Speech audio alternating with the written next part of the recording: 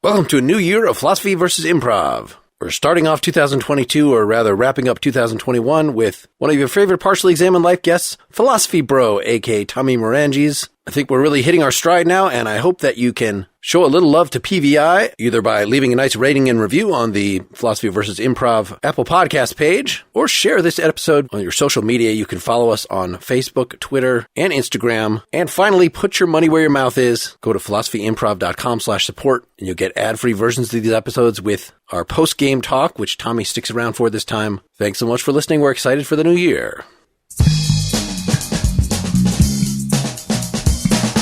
This is Philosophy versus Improv, where two sages try to teach each other a thing or two, and maybe you, the audience, get something out of it as well. I'm Mark Linsenmeyer, a philosophy high mucky muck, interested in learning improv. And I'm Bill Arnett, an improv pedagogue, curious about philosophy. And our guest. I'm Tommy Maranges, and I do a little bit of everything, and I'm excited to be doing philosophy and improv here today.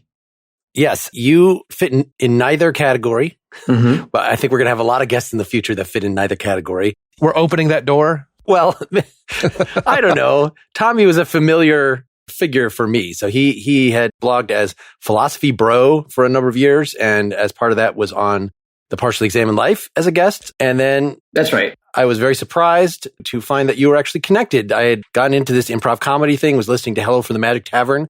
And one time, one of the fake commercials that they put into an early episode, there was Tommy's voice right in there, that you had some connection with the improv world as I had independently stumbled to it. Mark, we keep independently running into each other in different places because I work in games now, and you were also the one Gen Con you've ever been to. Yes. Was my first Gen Con ever. So something in the universe wants us to work together more. Yeah, Bill, I have tenuous connections to philosophy and improv. And what are those two things about, if not tenuous connections? Indeed. But it's our choice to accentuate those tenuous connections. Breathe life into them. Yeah, exactly. Yes, we should explain the format. Bill, do you want to fill folks in on what we're doing here today? Well, we each have a little bit of a lesson, and we've selected that lesson, and this is kind of how this thing works in principle, although in reality, things usually go not this way, but that's fine. But anyway, we're going to attempt to explain our point to the other person and see if they can pick up on it and see how it's affected by them. We can talk over each other. It's not like turns where it's all going to be kind of in vivo, in situ, and we'll just have some fun and have some discussions. And we usually end up talking shop in both worlds, and that's that. Yes, and how a guest fits into this is always up for grabs, is always a developing thing. I did not tell Tommy to have a third thing prepared, but I did pick something for mine that I knew that you were interested in, and maybe this is kind of a way to start us off. As last time we talked about you doing a Partially Examined Life episode was quite a few years ago, actually, and you had said you were reading a lot of Aristotle's Categories at the time, which is a little book about sort of the basic kinds of stuff that exists in the universe. And this is a topic that I tried to get us talking about with Bill a few episodes ago. I think I called the episode Broken Atomic Dogs, if you want to look up to it. But it ended up, as often happens, if I'm talking about basic ways to break up the universe, there are different ways you could do that. And you started talking about ways that we could break up, just like if we're describing the objects in the room in front of us or something like that, that there are all sorts of breaking down things phenomenally according to like what we actually perceive. That is one of the ways that people have done this breaking down. That's not the Aristotle way. That's not the ontological way where you're concerned with like ultimately what is the primary being of things or whatever. So I wanted to just, as a starting point, at least gesture in that direction, that I'm going to sort of give a second try on hammering on this most dry of topics, maybe from Bill's perspective, and see what we can do with that. And Tommy, you will be required at the end as a guest judge. We've put a drop cloth over the normal judge, the JudgeBot 5000. You might hear some struggling, some beeping in the background during this, but he will be off the table. You have in your hands who will be the winner of the contest today. Which of the two lessons produces the most profound effect in the other person in the world at large? Oh, man. I love picking. I love picking when there are no stakes. Perfect. JudgeBot is slowly gaining some level of sentience. Perhaps at some point it may be unfair to throw a cloth over them. But at this point, I feel comfortable treating it as though it is not a living creature. Yes, we can still say it. That is fine. We've determined that. Any pronoun you want. Is that something you guys are worried about? Is JudgeBot 5000 gaining sentience? The original round of judges were regular people who were imprisoned, and that didn't turn out so well. That didn't last. That was not a sustainable solution. So really, we're just looking for a way to keep this podcast going. If we were to make a category, things that are sentient or what is required for sentience, did I just jump the gun? Did I just steal your thunder? No, go ahead. I feel like I've talked a lot already. So, Bill, can you maybe set us up, get us on a scene? Let's do this. This is a bit of a divergence from categories, but then again, perhaps it isn't. That's something else I think we've learned, Tommy, is that things usually end up lining up. There are connections that occur, and all we need to do is acknowledge, recognize, and accentuate those connections, and suddenly something cool has happened. So here's what we're going to do. I threatened this several weeks ago, and I think I explained it one time, but I kind of want to do it. Here's what's going to happen. We're going to go around between the three of us, and we're just going to name objects that all happen to be in the same room. And it's not any of the three rooms that we're in right now. It's going to be an imaginary space. However, we have to realize that these objects, when we name an object, we can also go back and color someone else's object. There is a painting, a Mona Lisa print on the wall. Someone could go back and say, it's like a cheap plastic frame. And we can add details to other people's objects if we wish, or add a new object. Now, it is just objects. We don't know intent. We don't know who owns it. All those things. We are simply labeling objects. Is that cool? Yeah, that sounds great. That is very cool. I want Tommy to start. Sure. Let's do it. A cactus in a terracotta planter. A whole little other little area behind it of other little terracotta pots with little succulents and desert plants. An enormous egg. What is in it, we do not know. A black and white picture of a family in another country. There's a window, and through the window, we can see a pine forest and snow-capped mountains in the background. The blackness of the black and white picture is also an object in this room.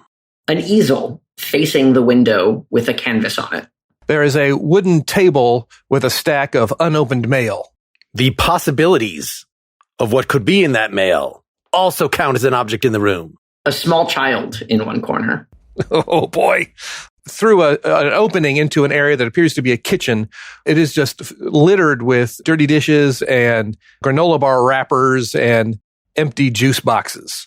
Another object in the room is the rapidity with which the egg is breaking, revealing its horrible essence to the small child who is looking toward the window as if to escape. There is an endpoint to this, right? Somewhere. Well, I don't know. You went for some big objects. You're really swinging the bat. You're really swinging for the fences here, Mark. And I think something we can try to do is just try to create meaning with just a bunch of objects. The fact that they are together is going to what generates that meaning. That may have been the lesson, but or a piece of it. I hope I didn't ruin your exercise by being too heavy-handed. I think Tommy could probably say why I was being heavy-handed in that way based on his knowledge of the categories. I could take a stab at it, sure. If we were all to write down the circumstance that brought this room about, what would we say that it is? Well, there's a parent who's also a researcher of some sort, maybe into, dark arcana, who paints as a hobby. And probably somewhere in Arizona, so maybe near Area 51 or something like that, based on the geography of the scene. Mm-hmm. Again, out the window are trees, yet inside are cactuses, and a photo from another country. So there's something going on with that. And this child clearly has been left alone. Mm-hmm. Perhaps a young Indiana Jones type. Not Indy himself, but like father, like son. Mark, any other assumptions we can make about this scenario? I guess I thought this was so chaotic that the child being in a corner, maybe I'm not remembering the details right of the child, but I was picturing some sort of captive rather than a resident.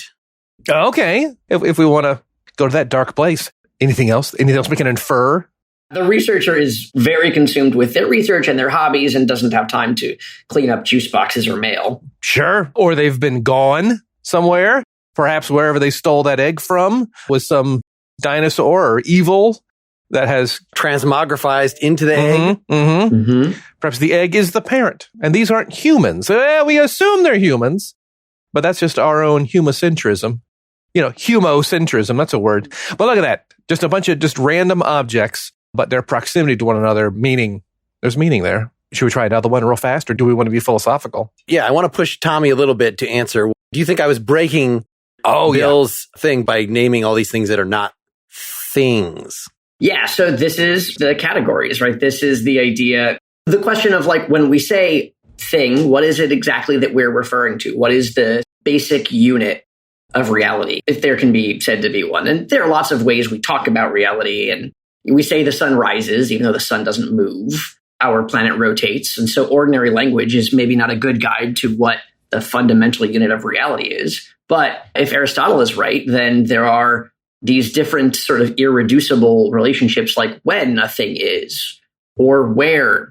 And those can be said to be parts of the fundamental reality of this room. So Mark was really pushing on these relationships. The rapidity of the cracking of the egg is, we could say, separate from the crack itself. Sure. This idea that you said that nothing is necessarily certain on its own, except for, as Aristotle said, something irreducible. What another way to think about that irreducibly is that you can compare two objects, and that comparison is always irreducible, is always true. One object is above another object.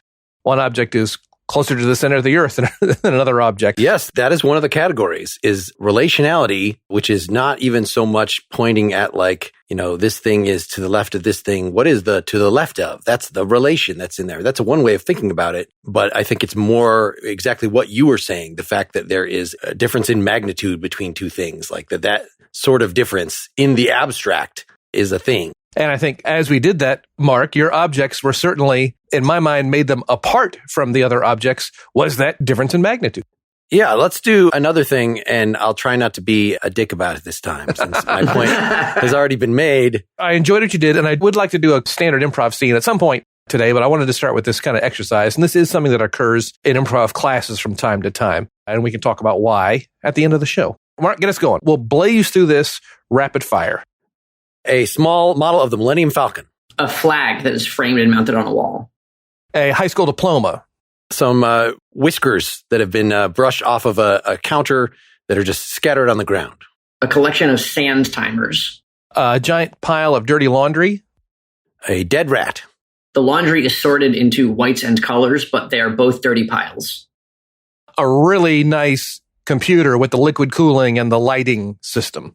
Some stains on one of the socks that look like it might have been something that poisoned the rat. A phone on the wall that is dangling from its cord off the cradle. A garbage can semi-overflowing with takeout bags and styrofoam containers. 300 corpses. You'd think that one would lead with that, but And all those corpses are little Warhammer 40K miniatures. Sure. All right. That's why we didn't notice them right away. Mm-hmm. A standing desk that is pristine. I think that's about the last thing one could. That's impossible.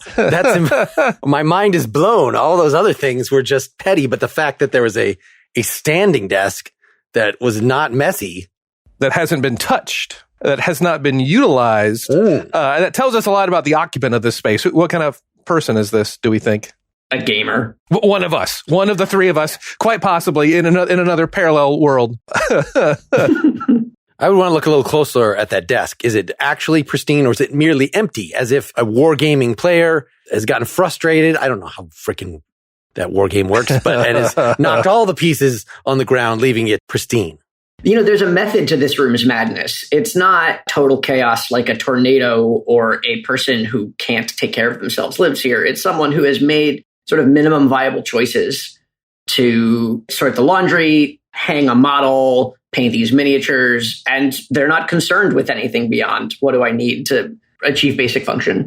Now, if we go back to that, the first object was a model of the Millennium Falcon. We could have gone anywhere. That model could have existed. The next object could have been another model from another Star Wars or a different sci-fi franchise or any non-sci-fi. This could have been just all models. It could have been in a glass case. It could have been on the top shelf of a closet. I think the second item... A flag. A flag. Yeah. Again, it's like those things could all, as each of these objects come about, it's converging on one reality. Yes. I was thinking about, I've thought about set dressing in TV shows Sure. and things, films. And somebody has to say, what would a kid have in their room? And I always feel like in real rooms, it's way more random and less of a unified theme, as if this child has all their posters that, project a uniform sort of, and they've got their trophies to show what they've accomplished. And I don't know, a lot of just random weird stuff happens, especially if you're on the messy side and maybe don't like exert super control over your environment. This must accord with my feng shui. Then things just accumulate and it becomes, something that is more complicated and more interesting, I think, than most set dressers would feel is appropriate. Because if they put something like, I don't know, what is the most random thing that is in Bill, that is in your room that you're in right now? There's a lot of random stuff because it's a bit of a junk room, the guest bedroom. I'm going to say radon detector and an unopened package might be the most random thing that my eye catches. What about you, Tommy? Strictly speaking, this cup full of dice is probably the most random thing in this room. But other than that, I would say I have a small plant on my desk and it's the only other living thing in here. And I'm not very good at taking care of it. I'm looking around here and, a lot of this is a basement. There's a lot of junk in here. There's a lot of book related stuff, music related stuff. There's a pillow with no pillowcase. It looks like it might have come from a couch just in the floor, nestled among things, and a paint can that I have used to put a speaker on top of. Like both of those things where I can say, actually, I think the pillow used to be in the kick drum. So there was a reason for it. But just taken in isolation and the way things have panned out and the fact that pillow has been there for at least 6 months, it always, if you just did that when you were designing for a TV show and just decided to put, a random paint can or a pillow, that would just raise more questions that the people telling the story don't want to have to answer. I got 2 school-age kids, and I bet if I could read their minds, I would know that there were some things in their room that they have that were gifts from either another relative or somebody that they don't have the courage to say they don't want in their room anymore. Or they don't like, but that's just how the room is, or they feel some kind of sense of obligation to keep them there. Growing up, I had these collector's edition Coke bottles from some Super Bowl or other, and they were in these cardboard collectors. But they were just flat bottles of Coke that were 30 years old, just sitting on a shelf in my closet. That's 100% a problem that kids have to deal with. Yeah, indeed. So when we're talking about the things that are required to sort of set a scene, and I think, Bill, you made a great point here that you could throw out any number of elements, even coming from different minds as they just were in those exercises. And we could try to put together a coherent story. And that's what the improviser is always doing. When we're describing a real situation, at least if you're sort of taking Aristotle's analysis, then you've got to, as Tommy was saying, you can't just say, I have a pillow here. You have to say, well, what are the qualities that inhere in that pillow? Whatever that means, inherence. And you have to say the pillow is in a certain location. It has a certain position. It's kind of leaning, it's not flat on its bottom. It's leaning against some other stuff that I can't even see here, and various other things to tell the whole story. There's really only, I think, according to Aristotle, one fundamental thing there that is the pillow, but there are all these other types of being that are dependent on that, that substance there. Aristotle does a lot with predication, right? What is it that we can predicate of things, or that can be the subject of a sentence? Very, very early on, he has this intuition that there's something about language. There's a connection between language and thought that let's break things down into the most basic elements that we can predicate of something else. At what point is that just annoying? Oh, so I misunderstand the question immediately. I think for I won't say non-philosophers, because everyone is a philosopher to some regard, but for kind of amateur armchair philosophers or college stoner philosophers, I worry we're on a collision course for, well, does anything mean anything? So as a conversation ender or as a way of avoiding actually talking about anything, if we get too granular about what means what. Does that make sense? How do people who take their philosophical bent seriously either rebut that point of view or avoid having that point of view? I think that a somewhat scary thing about getting into Aristotle's categories is they're so specific and they feel like this whole existing system you're sort of coming to, and immediately you can notice either problems with it or you want to think about it in a slightly different way than Aristotle does. As we were doing this scene, it sort of reminded me of this thing that both philosophy and improv have in common, which is actually the sort of emptier a scene, the more possibility there is. But to us as humans, as the scene gets fuller, more possibilities occur to us, right? We notice more things. Once there are 5 objects, actually the universe of things that make sense is smaller, but I can think of more of them, right? So the deeper you go, the more I can think of. And both philosophy, at least, which is what I have more experience with, is very much a practice of widening that early view so that you can see more possibility in things, but also of accepting the constraints as they come, even if temporarily, right? So I would say the way to rebut a sort of, well, does anything mean anything is to say, I don't know, do you think things mean things? I think we all agree things mean things.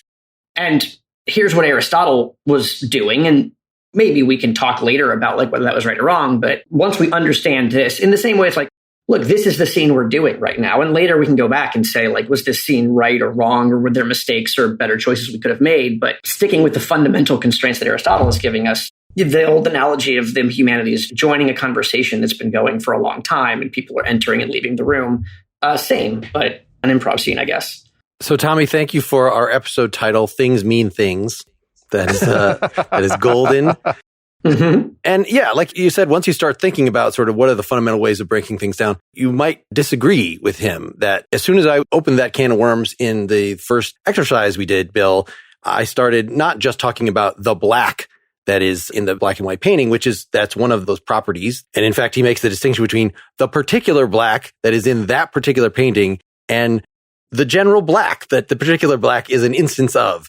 That's a weird wrinkle. But then I also threw in stuff like the fear that was in the room, the possibilities of what was in the male. And those are things that Aristotle talks about, but not in the categories. Those are not, he would have to say that somehow those are reducible, that the fear is like, well, it's a quality that a person has. It's a kind of emotion, a feeling. We have to somehow break all this stuff down into those more basic things. And it might imply a set of circumstances because of which this person's experiencing fear. And those circumstances, and are they a typical human for experiencing fear based on those circumstances? Or are they atypical? Are they, they're anxietal? And this set of circumstances is curious that they would feel fear over this set of circumstances. It sounds like you're setting up a scene for us to do because we can't let Tommy get out of here without having to act like a chicken or whatever. Let's stop for a little sponsor break. St. John's College is the nation's great books college where students explore 3,000 years of human thought. Together, students discuss, analyze, and grapple with the most difficult questions about our lives and the world. St. John's College offers the flexibility of both online and on-campus options at their campuses in Annapolis, Maryland, and Santa Fe, New Mexico. The Graduate Institute is a home for students seeking a lifelong commitment to thoughtful, collaborative inquiry into fundamental human questions. From Aristotle to Aquinas, Wordsworth to Woolf, Herodotus to Hegel, students pursuing the Master of Arts in liberal arts explore some of history's most influential writers and thinkers. The interdisciplinary degree includes 5 segments: literature, mathematics and natural sciences, philosophy and theology, politics and society, and history. On the Santa Fe campus, students pursuing the Master of Arts in Eastern Classics examine the great books of India, China, and Japan in an Asian studies program that delves both deep and wide into the richness of these traditions. Come join this vibrant community of learners from all walks of life. Learn more about our undergraduate and graduate programs, including online options at sjc.edu/improv. Something that looks like an improv scene, something that we presume to be an improv scene. But what is an improv scene, really, than the things all around it? I'm glad you asked, Bill. Welcome to my TED Talk. Okay, here we got 10 categories. That's it. That's the end of that joke. I think Friday night, when you're up there at that open mic, I think that's going to kill. I think that's really fun. Everyone knows TED Talks, man. That's funny stuff. It's good stuff. Everyone loves a TED Talk. Oh, man. I'd be pissing my pants nervous, man, if I were you going up there.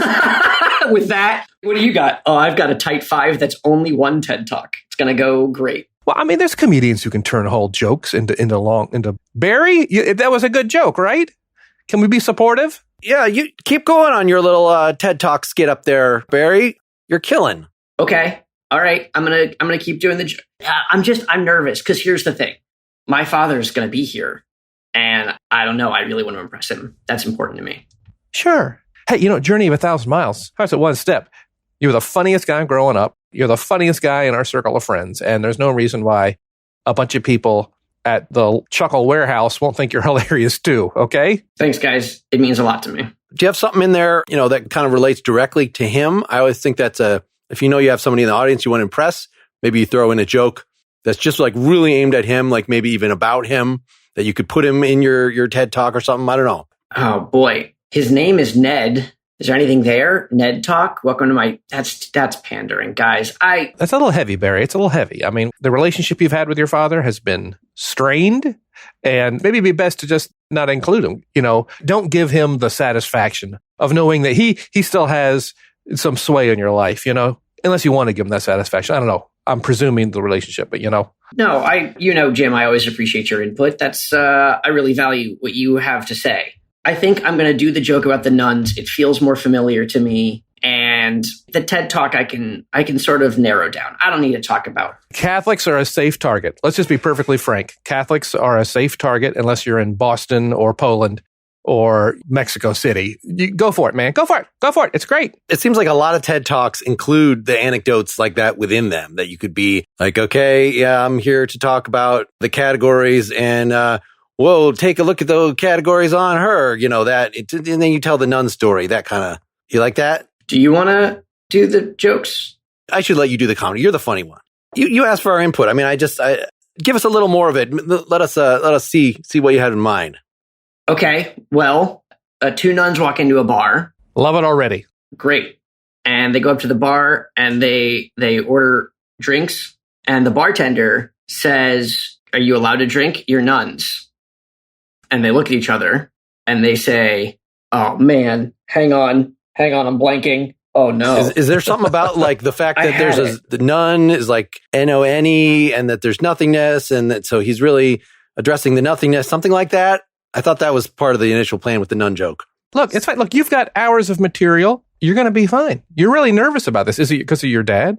Yeah, that's got to be it. I mean, it's hours of material. Like, I suppose after a long day of moving boxes around in the back of the Chuckle Warehouse, going to the front of the Chuckle Warehouse and having to like deliver them, it's a different role. And it's the potential for a big promotion, but I'm nervous, Is it ironic or coincidental that there is an actual warehouse that serves as a front to a comedy club and they're both are called Chuckle Warehouse? Have you decided, is that ironic or coincidental? My understanding is that it was intentional. I don't even know if it was meant to be ironic. The Chuckle came later. It was just a warehouse and the owner was like, I can make some extra money is also have open mics here.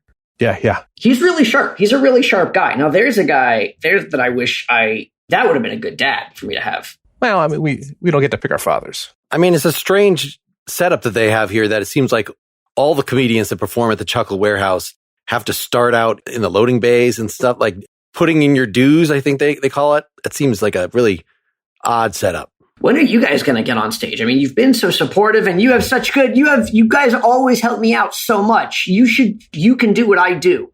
I'm just the dumb one who will get up there and be embarrassed, but you guys are the ones. I got a bad back. I can't go through the initial steps that you've gone through. I mean, I'm the person who would never I would do extra credit rather than an oral presentation in school. All right. I can't get in front. That's the number one fear, People are more afraid of getting in front of people than they're dying. I just think it's awesome. All right. And in fact, I think tonight, I'm buying dinner tonight and to get everybody ready. I don't know if there's anything you want to eat. I don't know what comedians meal wise, if you want to fast or you want to gorge or carbo load. I don't know. You tell me.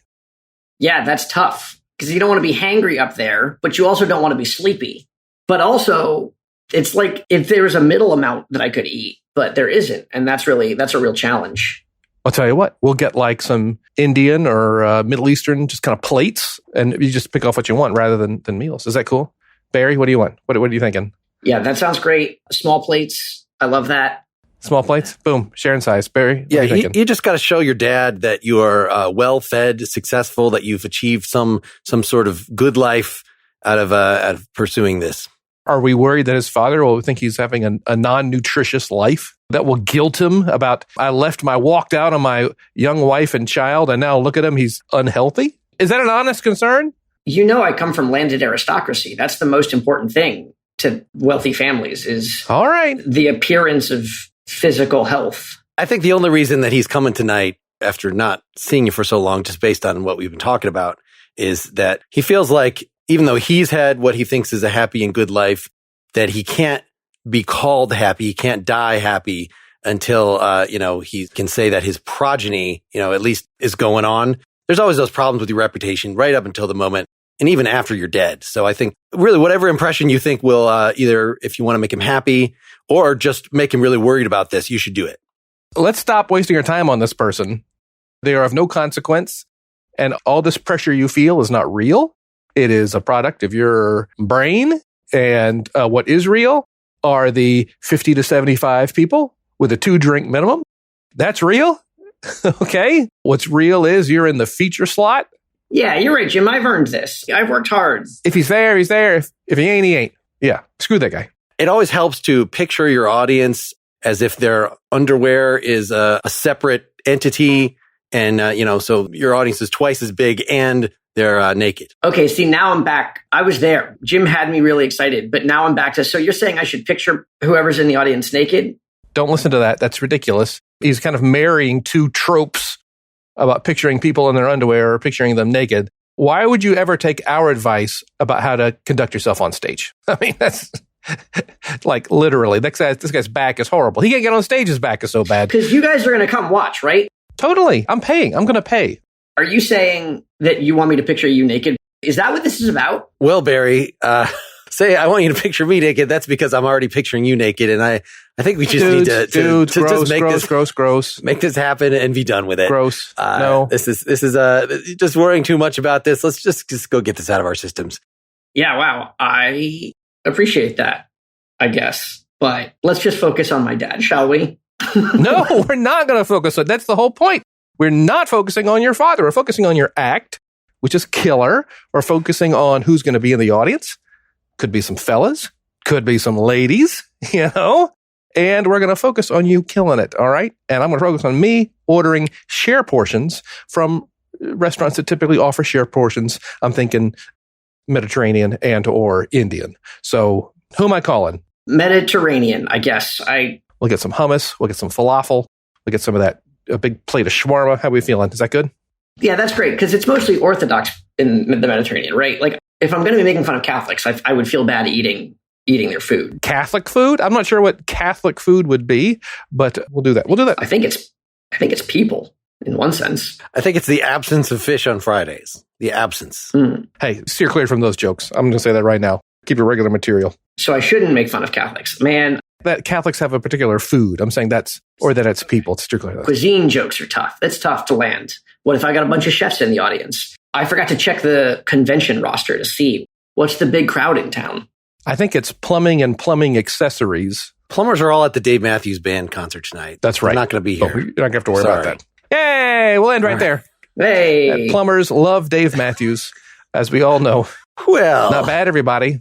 I was wondering how long that was going to go on, and I was determined I was not going to be the one to end it.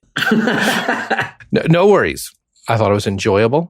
And I think what I have to say about that scene, based on what my lesson for today was, Mark, what would you say?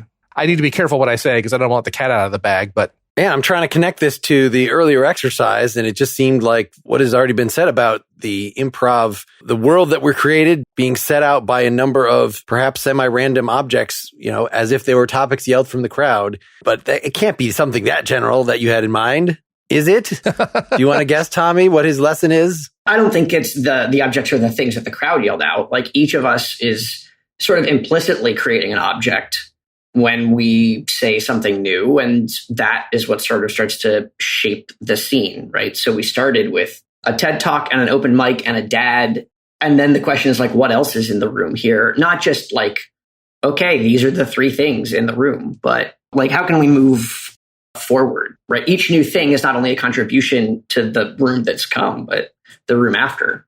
Yeah. And room in the broadest sense of the term, back to it, the tension in the room, the circumstances that predicated what is happening now. And those all make the scene. And they're important to listen to. And this truth that emerges creates a line that you can draw through all those data points. And as we go forward, you probably feel yourself wanting to make sure we keep things on the line. Or if they're off the line in an askew fashion rather than a perpendicular fashion, if that makes sense.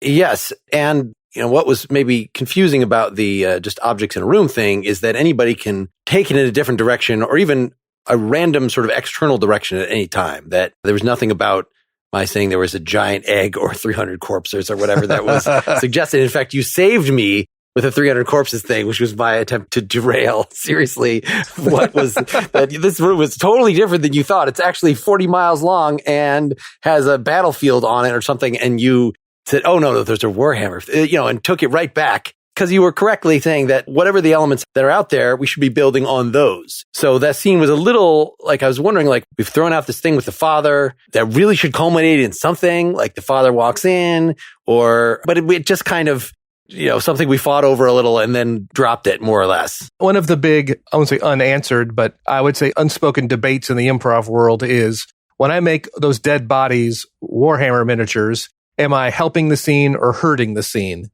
And you're going to find people from both camps, and you're going to find someone who says, why would you destroy that beautiful gift of dead bodies everywhere? And you're going to find people who are like, boy, that sure was stuck out like a sore thumb until you nailed that down. And you're going to find both people. And that's kind of maybe not the topic for today, but that's where something called taste and style emerge. When there is a artistic fork in the road, which route you choose to take, they both are correct. They both are incorrect. But the one you choose to take is style and sense of humor. Yeah, there's not really a sense mark in which that's like a save for the scene so much as like, all right, here are two directions you could go. It's actually a battlefield and these are miniatures, and they both just cohere in a different way. I would like to have 30,000 dead bodies in the scene, though, and to try to explain that, because I'm sure there is. Well, again, try to explain. That's my own assumptions that there needs to be an explanation. And now we're getting into, does anything mean anything world? And it happens in improv all the time with people that they're not my favorite improvisers in the world, but you can quickly get into, there are no wrong answers, only wrong perceptions. That's just kind of annoying in my mind. It's like, I get it. Sure. Believe in everything. You believe in nothing. In the initial exercise, there were no stakes other than just the exercise itself. So throwing in I hope wrench. It would be compelling, that it's interesting that we see something emerging. And I hope that emergence, in a movie, a director might show a bunch of images, still images or things, or pan around a room, and a meaning might suddenly emerge. And hopefully that emergence of meaning is compelling drama. No, you're right. It's just that in the actual scene that we then did, while we were talking about what are you going to put in your act, and is it TED Talk, and who's going to be in the audience, if I then said, oh, and let's make sure to include those 300 dead bodies that are taking up the back of the room that we just murdered because we're all assassins because you used the word Barry, and that made me think of the show Barry, you would be correct and probably would have been like, you're hallucinating, something, not that like this monkey wrench that I've just thrown in is something that was there all along and we're going to organically include it. It would probably be, you just said something crazy. And so the path of least resistance is to treat you now as a crazy person, which I was trying not to do as much in this particular scene. Boy, this is really illustrating for me. I mean, the overlaps between the two fields, but also the sort of overthinker that both improv and philosophy draw in. And the sort of epicycles it's easy to get stuck in either sort of discipline, when so much of philosophy, and it seems like improv also, is about learning to be at the right level of macro or micro at a given moment of, this is where we're going right now, and later we can go somewhere else, but like stay moving in this direction or stay in these arguments, right? One of the worst kinds of philosophy classes is when someone wants to disagree when what we are doing right now is constructing this argument out, and someone is like, but what if we talked about all the flaws in the argument right away? It's like, that's not what's happening. Please don't do this. We all have so much to live for.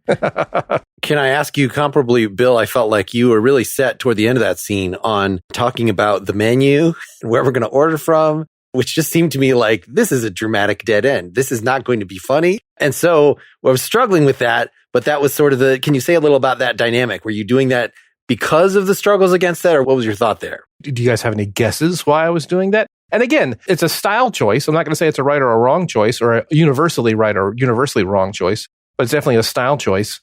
We were done talking about his show. I felt done. I felt we had resolved that. Mm-hmm. Okay. We had come to some answers, and my person was ready to move. My person was satisfied with where we arrived for preparation for the show tonight and talking about his dad. So I was ready to move on. Even if y'all weren't, that's fine. But that will then provide me an opportunity to be frustrated with you for not being ready to move on. And hopefully through doing that and through talking about it, I could generate for myself or for y'all chances for emotional choices to be made. And that's dramatic. And that's what drama is going to be, is chances for people to find emotion about things. Okay. So it was not just because you actually wanted us to engage you on that level and talk about the menu for the next 5 minutes, and that would be the whole scene. It would be entirely mundane. You could or you couldn't. Just as in life, We're not still talking about the thing we talked about when we were 3 years old. Okay, I'm done talking about that. I'm ready to move on to another topic. Our lives will all go on after this conversation, and they will go on when we feel they're ready to move. An example of like picking up a friend from the airport, and you talk for a while, but there's these little lulls between topics, And how do you know that those lulls should exist? That's just how life works, and that's just one of the rules of life that I feel are more important than the improv rules. And that's number one being, when you're done, you're done. Move on. Audience is probably done too, or at least can sense that someone might be done. Do you have a guess? I feel like most of the philosophy was pretty upfront here, and the kind of the secret thing that I hoped someone would say kind of came out of Tommy's mouth at one point. Do you have any sort of final thought on this categories thing as we've been discussing it as a way of maybe summarizing or guessing what my point actually was? Well, I'd love to go back and remember everything that Tommy said. Yeah, don't even try. It was a very impassive.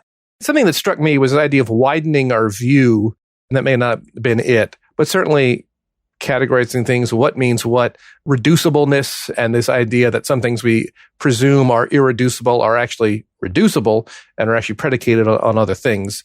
And perhaps that might be a good thing. And again, so many parallels with the improv that we're doing that perhaps we shouldn't be so quick to think something is irreducible or not there be 30,000 dead bodies. And perhaps all those things are actually pointing at something else that we just can't see.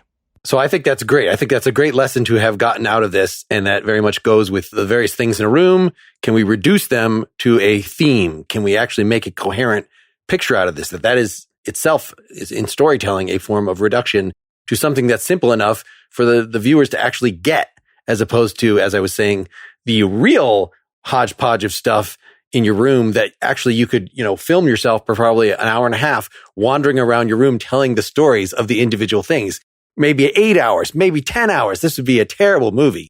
But to actually make sense of your life, if you're that self-indulgent and, if you're going to tell your biography, you don't want it, unless your Instagram is your autobiography, that you don't want it to roll gradually over years. You want to actually get it to a reasonable number of themes and things that you feel like you can communicate. The thing that I actually had in mind when I came in here was that, Tommy, you mentioned something about kind of the correspondence between language and basic stuff. And one way people have interpreted the categories is like, maybe they're kind of like the parts of speech, that there's the verbs, there's the adjectives, there's the adverbs. And that's definitely something I was getting at with the quickness of the opening of the egg, not just the opening of the egg, not just the white of its shell, but thinking that maybe there might be something in your ontology and in your list of things that actually exist that have to correspond to every single part of speech, including maybe like, and the connecting pieces, the relations that we're talking about. Yeah, and as you say that, it occurs to me that the categories are, in one sense, an attempt to reduce, but there are 10 categories that a thing can have. And so having those in mind can really expand the range of things that, one is sort of aware of or can draw, and not just focus on like the quality or the substance of a thing, but also what it's related to and when, and being conscious of that can be helpful or enriching. The fact that positionality, as I mentioned, is a separate category from when and where, like how it's leaning. It's like, that's weird. You'd think maybe you could reduce that to some of the other ones, but all right, whatever. Did the ancients have any sense that language is imperfect, or that their language may not conceptually be enough to encapsulate reality? Or did they just like, no, Greek's perfect, and us Persians, they've got the dumb language, we've got the good language that works and it's perfect? No, they definitely, like Plato in particular, thought a lot about perfection and things that sort of went beyond what we could access. This whole allegory of the caves, he thought that maybe we could get there by refining our thought. But really, a lot of this is like about thinking, and thinking happens to be in language. I don't know if there was much about that, but like, surely. Even this idea that that's what Aristotle was doing in the categories, was mapping parts of speech onto things. That's not something he says in that book. That's something that like scholars trying to figure out what the hell this is about. Well, they sort of line up with that. Maybe that's what he was doing. If that's what he was doing and he didn't even feel the need to comment on it, then I think that what you said, Bill, would be right. That he just, like, of course language expresses the structure of the world. Like, why else would we have language like that? He wasn't explicitly dealing with that in that text. Yeah. All right. Well, I think we're at the point. The buzzer has rung. Tommy, now I know you knew more about some of this stuff than other stuff when you came in here. So it's not necessarily gauging the effect on you, though that is part of it. Really, I've explained the rules. I've explained what you're judging. Which lesson wins today? Mark, you and I go way back, and our friendship is very important to me. But you did not do yourself any favors today by picking famously obtuse Aristotle's categories as the lesson. And unfortunately, I have to give the win to Bill. Congratulations, Bill. Well, we are now 4 for 4 in our guest preambling, or 5 for 5, preambling what the outcome is going to be by talking to the loser first. And there might be a sociologist out there. So the second you were like, Mark, I was like, I won. Woohoo! I won forever. Yeah, there's something in there. There's something very human in there. I'm not sure if it's American culture or Western culture or human culture, but we got to train our judges via reality competition TV where they're like, Josephine, you lose, or Josephine, you win, and you don't know the loser today, but you are the loser yesterday. This whole day was a sham, except it's a double sham because you won the prize for hearing who won, which is, yes, that whole draw it out. It's hard to just pick a winner and be like, I'm sure everyone's feeling is going to be normal and fine after this. It is a construct, and simply that.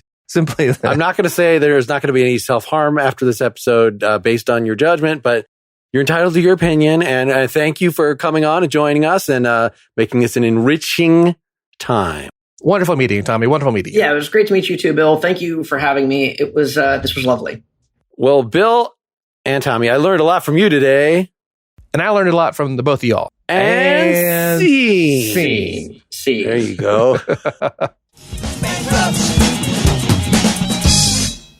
Hope you enjoyed the show. Get more at philosophyimprov.com. If you want to support the show and not have to hear any more commercials and get our post-game segments where Bill and I and sometimes guests will elaborate on some things that came up in the episode, reflect on the future, and share our recommendations in the philosophy and comedy worlds, you can see options to do that at philosophyimprov.com/support. Thanks.